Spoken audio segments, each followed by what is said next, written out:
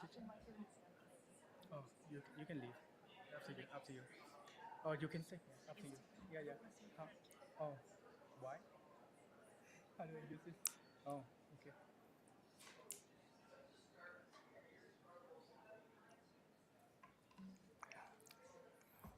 Welcome to Emmanuel College Wednesday Gathering.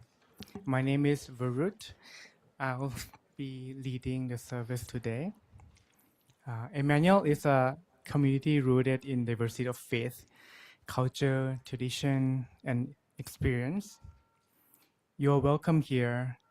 We invite you to participate or refrain from participating however you feel most comfortable. Today, we will explore one of the earliest traditions of Buddhism, with each reciting the teachings and the life of the Buddha. We'll draw wisdom from the teaching of the middle way and reflect on how we can live our lives with the right balance and right intention. I do have one trigger warning though. While the Buddha was searching for enlightenment, he went through a period where he ate very little and his body became quite unhealthy, which we will learn from the text and we'll see the depiction in the painting on the screen. So feel free to step out of the room if you need. You are always welcome to return whenever you're ready. The Buddha lived in the Iron Age around 500 BCE in the region we now call South Asia or Indian subcontinent. Before, there are countries such as Nepal or India. Before, the region was known in the West as Hindustan. The ancient texts refer to this region as Jambudvipa, the island of Jambudri. So before we begin, I'd like to invite Tenzin for the land acknowledgement.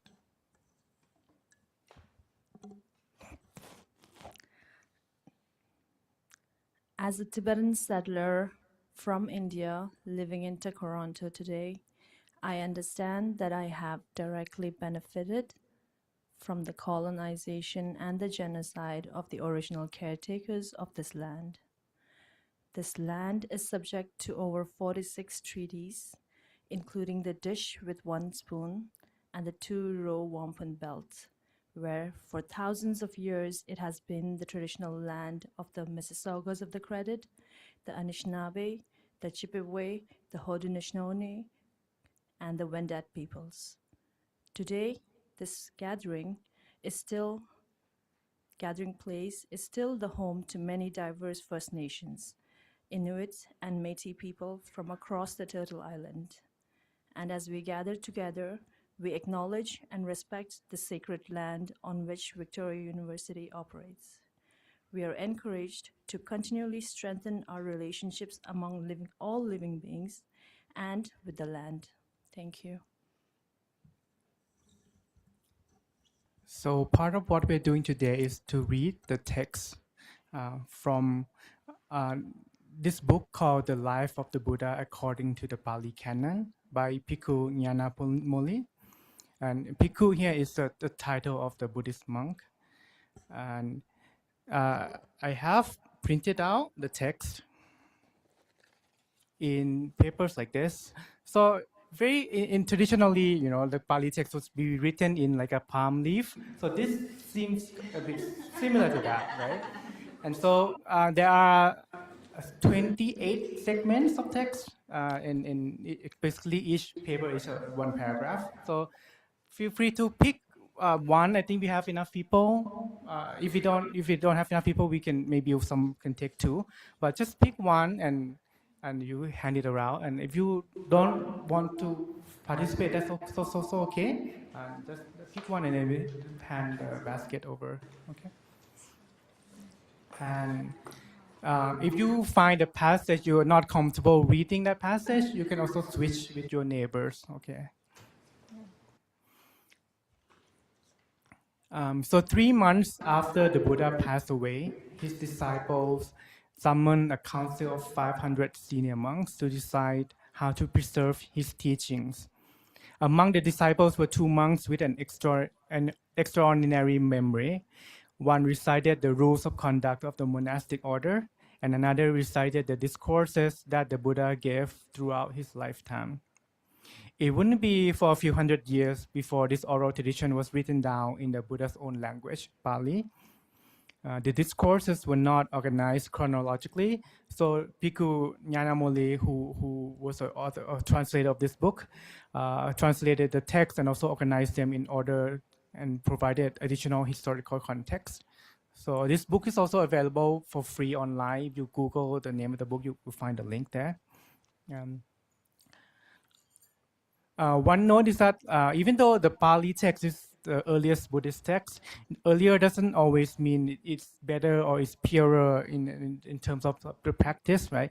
Because there's diversity in how people practice Buddhism, and there's different emphasis on which text or which tradition people follow. So just a note there. In addition to the text, I will also show images on the slides which show the life of the Buddha. These are the paintings from several temples in Thailand, and they are from later traditions. So you might see some elements that is not mentioned in the text that you're reading. The concept of the middle way is usually illustrated in a metaphor of three-string lute. One string is so loose that it snaps when someone plays. It could not, oh no, one string so loose that it couldn't produce a sound.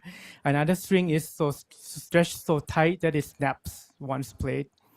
Only when the string is just right would it produce a pleasing sound. These metaphors are reflected in the Buddha's own life, where he was born as a prince, living luxurious life. And when he went to the extreme practices in order to find enlightenment, but couldn't find it. Only when he practiced the middle way was he able to attain enlightenment. So before we begin our reading, I would like to invite Ngawang to lead us in an opening ritual.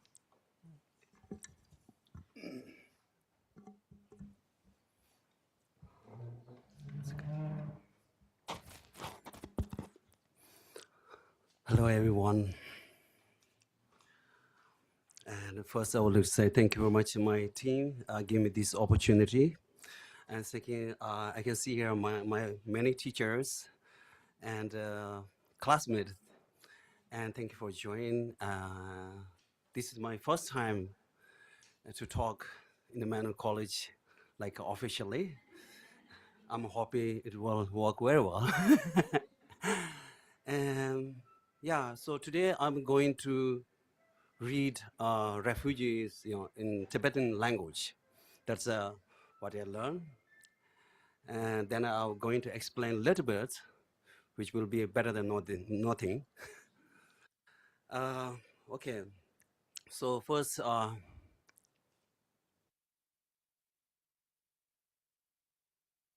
would like to request all maybe palm together and just stay with your heart, not brain, and just see this is the best chance to think ourselves,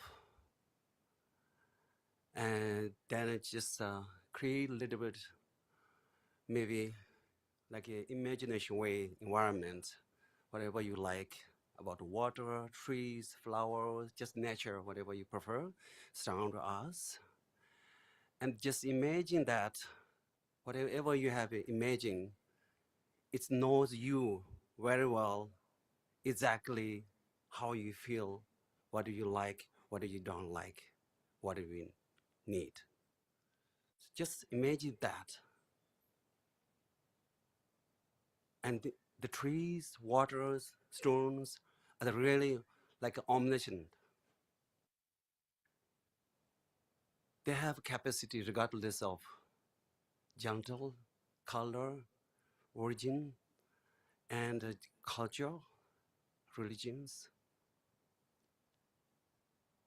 They accept us no matter who we are. Just feel like that. Create like safe and sacred places, what you call in introduction counseling part. So now we are a safe area. Just imagine those flowers, trees, water. They really pay attention because we need pay attention. We need love. We not need wisdom, help to study. I don't know, all kind of needs. Just imagine we have all these kind of source. You can turn anywhere. You can turn in here, or maybe God, Buddha, Bodhisattva, or whatever you like. But it has, just imagine, it has potential. So we are fond of that. Just being like with me when I'm reciting the refugee mantra or the stanzas. Sanje je don so je cho na la shon jo par do dan ne ja sun je da ge je so je be so nam ye Ro lai pe she sang jian ru ba yu sang jie ju dong cu jie jiu nam la xiong jue par du da ni jia sun xie 大概人所及别错难解，若来陪些三界诸白修，三界觉当错界觉难了。熊家巴多达呢加孙些，大概结所结别错难解，这来陪些三见主。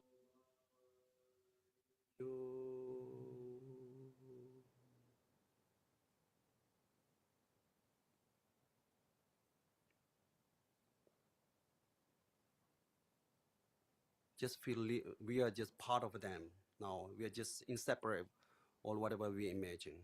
Just feel comfortable. We are inseparable for them with them. Stay there maybe a few seconds. Just relax. We generate compassion. We generate wisdom, or we generate energy and power, which never against anyone, anything, which all help us equally without any condition.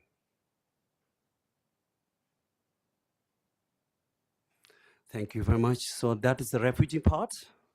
I did like the, 3 times in the refugee parts. Now it seems I have to elaborate, maybe just as I mentioned before, explain so what the meaning of a refugee or definition of a refugee in Buddhist terms. So first, when I heard the refugee in English, it's connected with my life, like because I'm a refugee in Canada, physically, mentally, of course, So refugee, and traditionally, it has a lot of definition. Um, it has a lot of meaning, depend on which school, depend on how you recite it. So I'm not going to explain all these things. I'm going to use very simple terms without using very classical idea metaphors, but maybe I will try some of the relevant examples. So refugee in Buddhist term, so we take refuge in Buddha, Dhamma, Sangha. That's just very general, basic. So it means it's commitment. Simple way is commitment. Commitment what? It's like going to do something, not only talk, just walk, but So that's like a refugee. So first, it means like people who take refuge. It means I have some issue. I need to solve this problem. So, but I cannot handle this issue without supporter, guidance, things like that. Or maybe Mahayana point would say, my fellow or my friend, my all the people, sentient being, have big issue universally. So I would like to serve those people or those sentient being elevated or the suffering or suffering from, liberate from suffering. So that's like a little bit, idea of that. But when it's a refugee, then it says, okay, for example, I take refuge in the Buddha. It doesn't mean I always, need shelter from you. It means I need support until I become like you, become like you. Not always I like to become a part of you, not that concept. That's like during the process. When we're traveling, I need guidance, right? After I reach that place, target, then I don't need target. It doesn't mean, I annoy. Doesn't mean it's a rejected. That's the like a refugee. So in the Buddha traditional, we say is like a doctor, and the medicine is like a part. And then of course, whoever the pharaoh, these are like a nurse, maybe caretakers. We can put that way. So therefore, in the spiritual way, it's a very important concept in this frame. Doctor, nurse, spiritual care. I feel that's the most principal, three ways. So I just try to connect that. And then, of course, we have, again, question the statue, script, and the Sangha members. We call those things are symbolic of three jewels. Because a book is just like Buddha's teaching book. It's symbolic of Buddha's teaching. Statue is symbolic of Buddha's body, as well as the sanghas, same like his fellow. So you can relate all Buddha's mind, body, speech. You can relate that way. So that's how to connect it. So Buddha Dhamma Sangha is just like when we travel, we need guide, we need strategy, and then we need also helper. And again, I like to put Jenny. Is it okay to example you? It's like Jenny is like a Buddha. And narrative therapy is like Buddhism. The classmate, I have a Sangha member. So without Jenny, the student cannot get what the therapy is, right? Narrative therapy. So we need Jenny. Yes, right? So only Jenny is not enough. Still, of course, we need teaching, introductions, guidance. So that she recommended a lot of books, readings, or strategies. These things are Dharma. Sangha is our classmate. So Sangha is, for me, is personally very important. Without you, I cannot go. So I have a lot of questions, right? Only not Jenny. But of course, again, the books very important. These days, it's hard to find a book. Some books really take a long time. So it means also Dharma is very important. So in that way, I can say the Buddha Dhamma Sangha is just similar like that, in simple term. I think that's the better than nothing, I hope, as I mentioned. Thank you very much. Thank you, Ngawang. And yeah, that's what I like for us to see it here also as we read this text, right? These are the same texts that the first community of Buddhists, the Sangha, right, the monks, that they recite these texts because they think that it's important for us to learn about the life of the Buddha. So you see the Buddha, the Dhamma, and the Sangha present in our gathering today. So we'll start. So I think that I divided the text into three sections: A, B, C. You see your number on the top. So A, that's A1 to 5, and B, that's B1 to 18, and the C is 1 to 5. So that's divided according to the life of the Buddha. So we start with the early years. This is when the Buddha was a prince inside, living comfortably inside the palace. So whoever has A1, you can start reading, and then we could go from A1 to A5. Just maybe say your number first before you read so that people know where you are. Okay. And you don't need the microphone. Just read it out loud, okay? And can I make sure we share the Zoom screen for the Zoom people so they can follow along also? We share the screen already? Okay. Yeah? No, I mean, they have to share the screen to Zoom also, right? On Zoom, not just this monitor, okay? Yeah.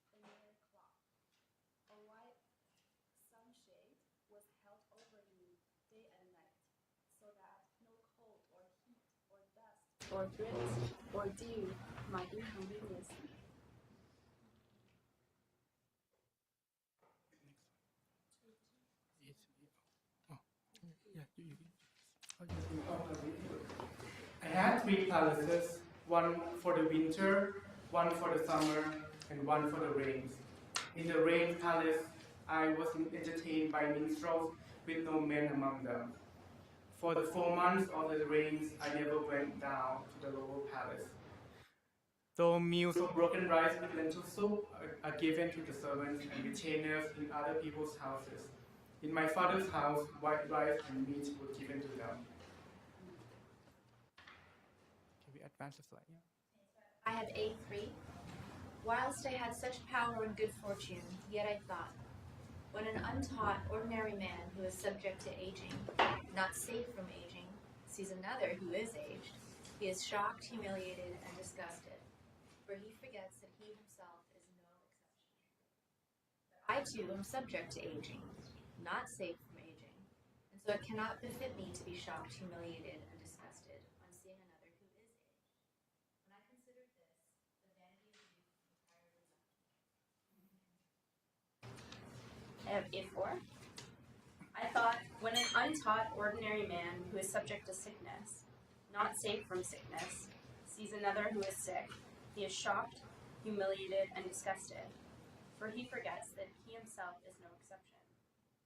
But I too am subject to sickness, not safe from sickness, so it cannot befit me to be shocked, humiliated, and disgusted on seeing another who is sick. When I considered this, the vanity of health entirely left me. I thought, when an untaught ordinary man who is subject to death, not safe from death, sees another who is dead, he is shocked, humiliated, and disgusted. But he forgets that he himself is no exception. But I too am subject to death, not safe from death, so it cannot befit me to be shocked, humiliated, and disgusted on seeing another who is dead. When I consider this, the vanity of life entirely left me. Thank you. Okay, yeah. Okay, we will try to pass the mic around also so people on Zoom can hear. Are we hearing people here okay? I think people in the room are okay. Yeah. Yeah, you cannot hear from Zoom. Okay, we can try to help people on Zoom also. Yeah, you can see there is a kind of like a repetition in the wording, right? So I think that is the feature of an oral tradition where they try to repeat many times so people can memorize it, right? So this is something that I also found out from studying this. Okay, so section B is now going to be about his decision to leave the palace and then go into a life of homelessness and try to figure out. And he's tried to study for many different people, and I have to kind of trim down this portion a little bit because there's so many different things that happen. But I selected the portion I think is helpful for the story. Okay, so we can go from B1 to B18, and then Sean is trying to figure out who has the passage, and he will pass the mic for you to help with the people on Zoom. But if you're on Zoom, try to also read. You can also read on your own with the word on slide. Okay, if you cannot hear properly. Okay. B1. Before my enlightenment, while I was still only an unenlightened bodhisattva, I thought house life is crowded and dusty. Life gone forth is open wide. It is not easy living in a household to lead a holy life as utterly perfect and pure as a polished shell. Suppose I shaved off my hair and beard, put on the yellow robe, and went forth from the house life into homelessness.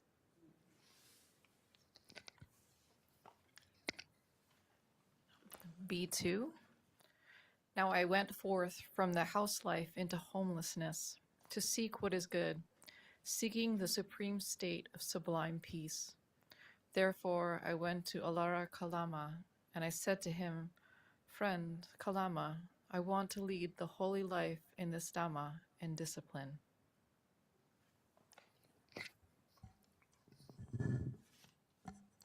B3. I soon succeeded. Then I went to Alara Kalama, and I said to him, Friend Kalama, it is thus far that you declared to have entered upon and dwelt in this teaching, yourself realizing it through direct knowledge. And he told me that it was.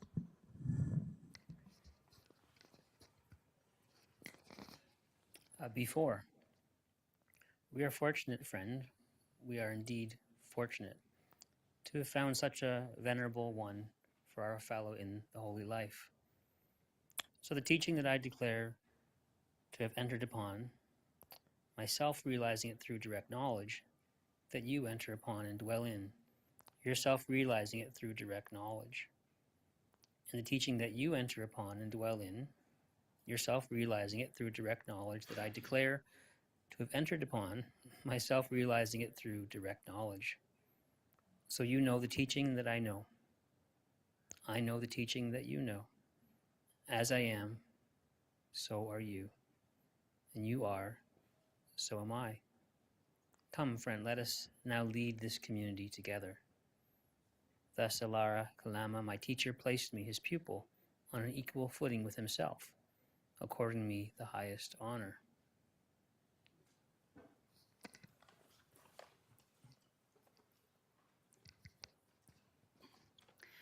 I thought, this teaching does not lead to dispassion, to fading of lust, to cessation, to peace, to direct knowledge, to enlightenment, to nibbana, but only to the base consisting of nothingness. I was not satisfied with that teaching. I left it to pursue my search.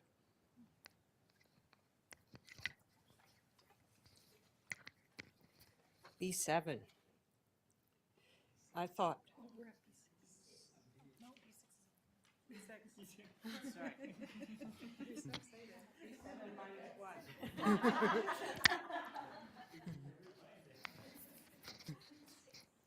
B6. Still in search of what is good, seeking the supreme state of sublime peace, I wandered by stages through the Magadan country and at length arrived at Sinanigama near Uruvela.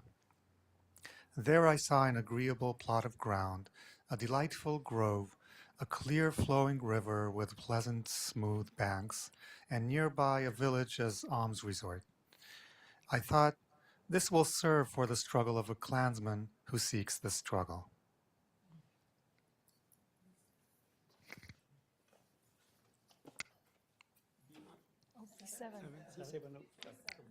Or do you want to trade?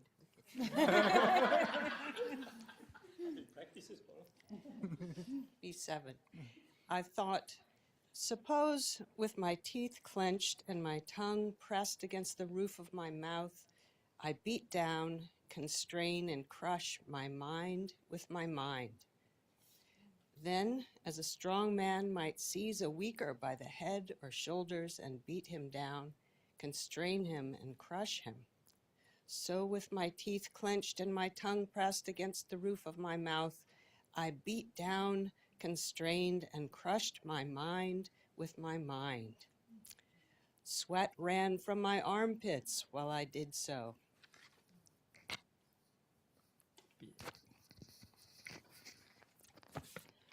Too tiredness energy was aroused in me, and unremitting mindfulness established, and yet my body was overrun and unclean because I was established by the painful effort. But such painful feeling as aroused in me gained no power over my mind.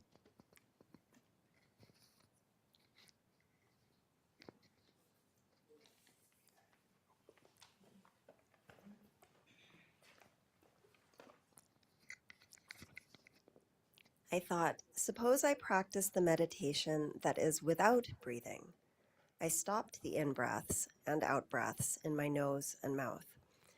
When I did so, there was a loud sound of winds coming from my ear holes, as there is a loud sound when a smith's bellows are blown.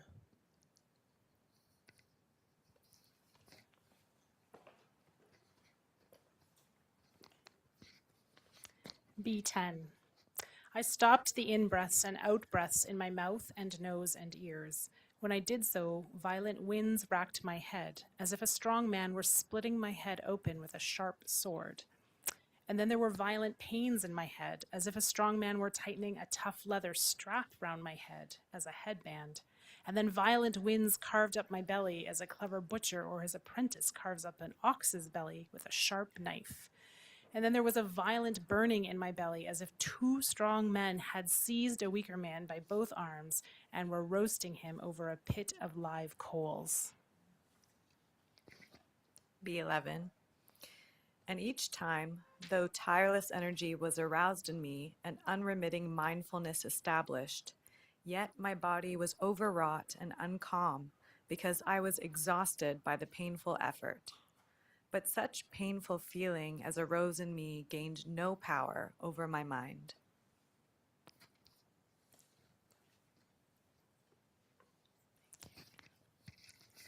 B12. I thought, suppose I take very little food, say a handful each time, whether it is bean soup or lentil soup or pea soup. I did so.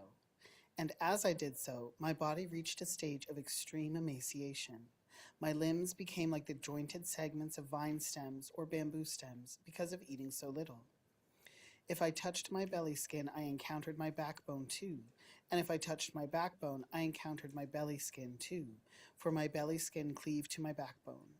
If I made water or evacuated my bowels, I fell over on my face there. If I tried to ease my body by rubbing my limbs with my hands, the hair, rotted at its roots, fell away from my body as I rubbed, because of eating so little.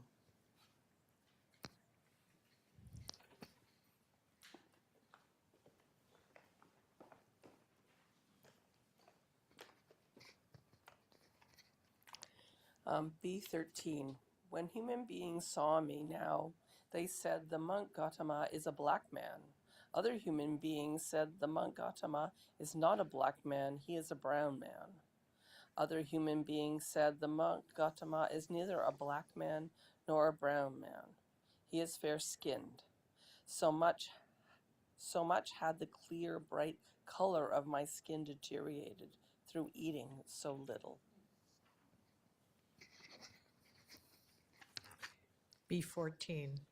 I thought, whenever a monk or Brahmin has felt in the past, or will feel in the future, or feels now painful, racking, piercing feeling due to striving, it can equal this but not exceed it.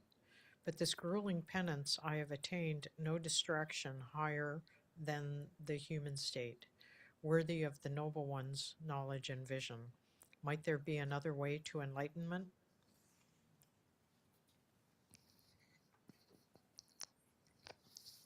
B15. I thought of the time when my sad young father was working, and I was sitting in the cool shade of a rose apple tree, quite secluded from sensuous desires, secluded from unwholesome things I had entered upon and abode in the first meditation, which is accompanied by thinking and exploring with happiness and pleasure born of seclusion. I thought, might that be the way to enlightenment? Then, following up that memory, there came the recognition that it was the way to enlightenment.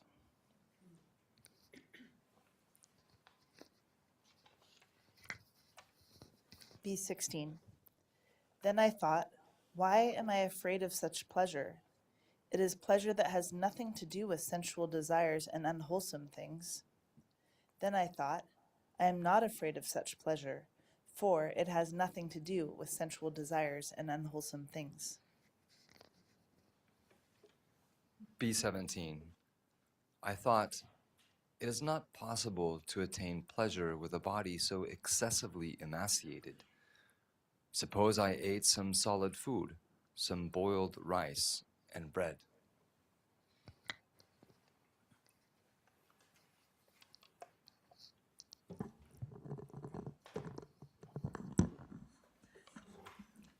Now at the time, 5 bhikkhus were waiting on me, thinking, if the monk Gautama achieves something, he will tell us.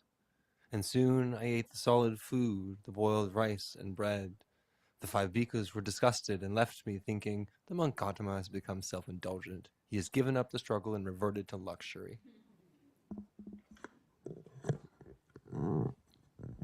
So we can see the Buddha was trying to find enlightenment through pain, through suffering, and even other monks, they agree that with this method, but eventually he found that it did not lead him to enlightenment, and now he has decided to go through the middle way, and now we're gonna read about the enlightenment that he found, and this is only one of the few portion of what the text talk about enlightenment, but for the sake of time, we will only read these five paragraphs. So C1 to C5, please. Okay. Now, when I had eaten solid food and had regained strength, then quite secluded from sensual desires, secluded from unwholesome states, I entered upon an abode in the first meditation, which is accompanied by thinking and exploring, with happiness and pleasure born of seclusion. But I allowed no such pleasant feeling as arose in me to gain power over my mind. With the stilling of thinking and exploring, I entered upon an abode in the second meditation, which has internal confidence and singleness of mind, without thinking and exploring, with happiness and pleasure born of concentration. But I allowed no such pleasant feeling as arose in me to gain power over my mind. C2. With the fading as well of happiness, I abode in onlooking equanimity, mindful and fully aware. Still feeling pleasure with the body, I entered upon and abode in the third meditation, referring to which the noble ones announce, he has a pleasant abiding who looks on with equanimity and is mindful. But I allowed no such pleasant feeling as arose in me to gain power over my mind. With the abandoning of bodily pleasure and pain, and with the previous disappearance of mental joy and grief, I entered upon and abode in the fourth meditation, which has neither pain nor pleasure, and the purity of whose mindfulness is due to onlooking equanimity. But I allowed no such pleasure as arose in me to gain power over my mind.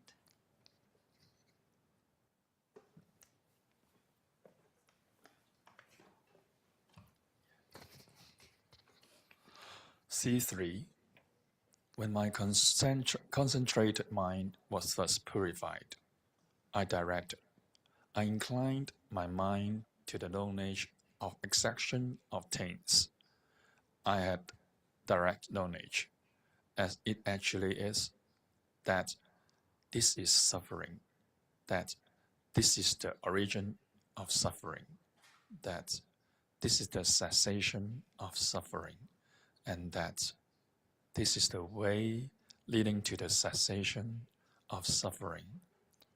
I had direct knowledge, and it actually is, that these are things, that this is the origin of things, that this is the cessation of things, and that this is the way leading to the cessation of things.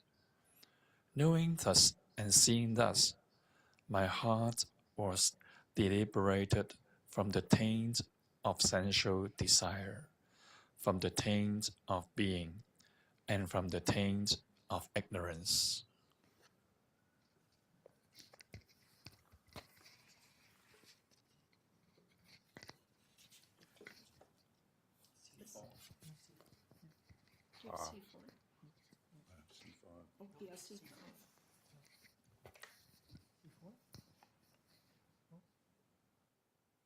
No one has. Oh, it's okay. I'll just read from the screen then. When liberated, there came the knowledge. It is liberated. I had direct knowledge. Birth is exhausted. The holy life has been lived out. What was to be done is done. There is no more of this to come. This was the third true knowledge attained by me in the third watch of the night. Ignorance was banished, and true knowledge arose. Darkness was banished, and light arose. As happened in one who is diligent, ardent, and self-controlled. But I allowed no such pleasant feeling as arose in me to gain power over my mind. Being myself subject to birth, aging, ailment, death, sorrow, and defilement, seeing danger in what is subject to those things, and seeking the unborn, unaging, unailing, deathless, sorrowless, undefiled, supreme surcease of bondage, Nibbana, I attained it. The knowledge and vision arose in me. My deliverance is unassailable. This is my last birth. There is now no renewal of being. Thank you. And thanks everyone who participated. And I can feel like this is a community where we come together, we learn together. And I'd like to invite us to a time of reflection as we learn about these Four Noble Truths that the Buddha has discovered. That there's suffering, there's cause of suffering, there's a cessation of suffering, and there is a path to the cessation of suffering. Right? And I would like to use this as a framework. And when we reflect on how we can find our own middle way, right? I'm not sure about you guys, but I just came out of like the winter break, right? It was very relaxing, very chill. Everything is very lazy, and and now the semester started, and now it was so busy. It was so stressful already. It's been just a second week, and I feel like then. Sometimes in our life, right, we gone through a period where like, we just too loose, our strings are too loose, and sometimes our string is too tight, right? So how do we find that the middle way? So like us to reflect on this, right? So go through these Four Noble Truths, right? Suffering, what does it look like when your string is too tight, or when your string is too loose? How do you feel it in your body, mind? The cause of the suffering, right? What causes your string to be tight or loose? Think of both external and internal causes, right? Sometimes it's come from within you, sometimes it's the things that you are not in control. And yeah, how do we stop this suffering, right? What does it look like when your string is just right? How do you feel this in your body, mind? And the last one, the path to get there. How do we get there? How can you cultivate the balance? Who or what can help you to be mindful daily? And if you need a pen or paper, we have more in the back, so feel free to go there. And I'll leave it maybe 5 minutes to reflection. Yeah.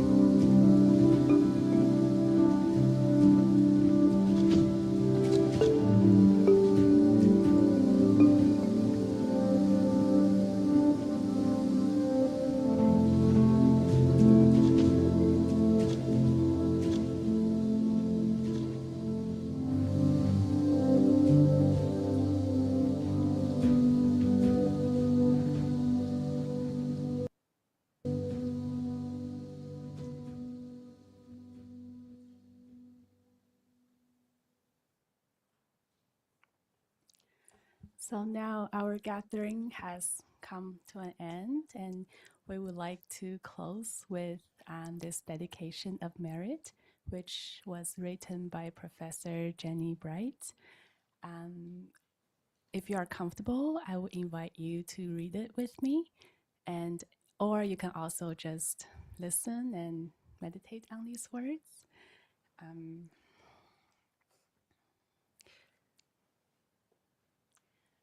May the merit that has accumulated from our gathering today be offered equally among all sentient beings. May all beings burdened with despair realize hope.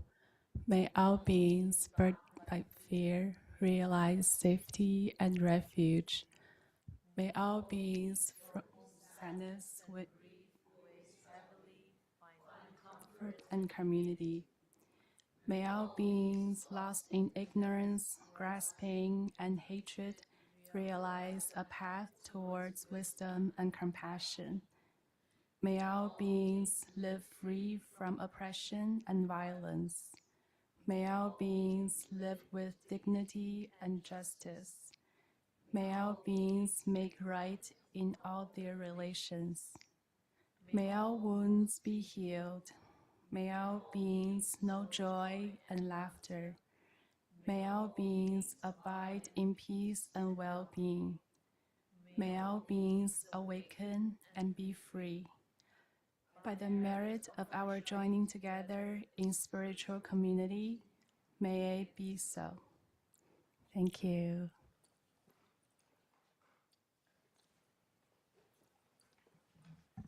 So I'd like to thank everyone for coming today and for participating in this gathering. And thank you for Spiritual Life team. You can wave your hand. It cannot be done without the help of everyone in the team, and especially thank you, Sean, for handling the microphones. Yeah. So Stevens will have some announcement related to our gathering next week. So yeah.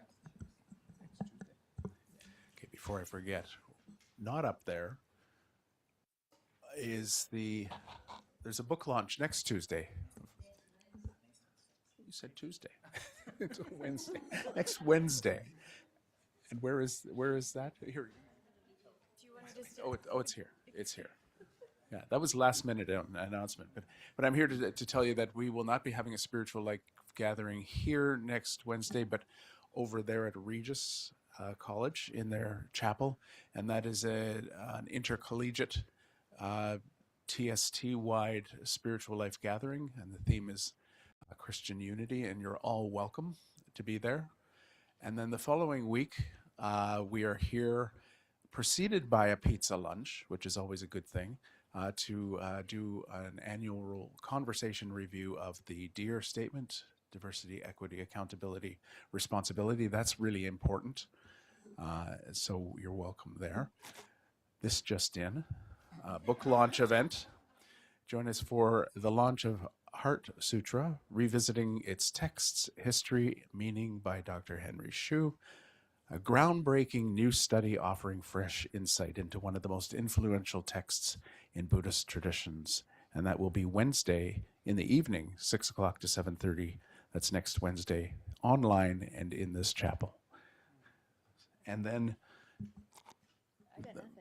well, you do. You do, because you're on the following week, right? Right, yeah, yes. Do you want to say something about that? Do you want me to? Yes. Okay. So students from the Ministry Integration Seminar will be leading on February 4th, a Christian-themed service that I as yet know very little about. But you should come. I think it's going to be cool. See, we all have something. Yeah, yeah. Okay. There you go. Okay, so that's the end of our service. Thank you. So there are some crackers and cookies. Please feel free to grab some.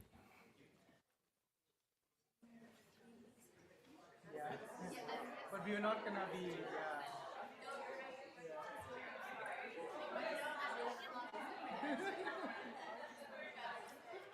But maybe